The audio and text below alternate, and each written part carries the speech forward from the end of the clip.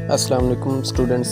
अगर आप अल्लामा इकबाल यूनिवर्सिटी के स्टूडेंट्स हैं, अगर आप डिग्री के लिए अप्लाई करते हैं तो अप्लाई करने के बाद आपको ना वो फॉर्म वापस आ जाते हैं कि आपकी जो है ना डिग्री अप्लाई जो है ना वो प्रोसेस जो है ना वो नहीं हो सका। फिर वो आपको साथ में रीज़न लिख के भेजते हैं कि ये रीज़न है।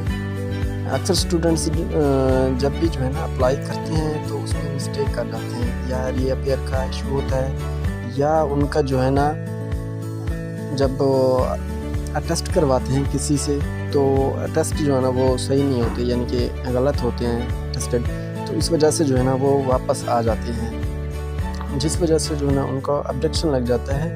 यानी कि उसका रीज़न ये है,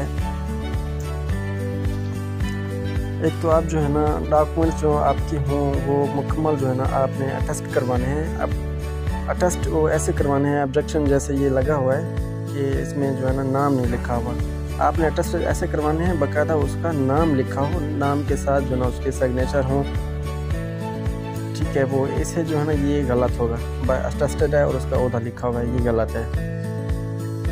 अटेस्टेड होना चाहिए, उसका नाम होना चाहिए। इसके अलावा आपने जो है ना ये देखिए,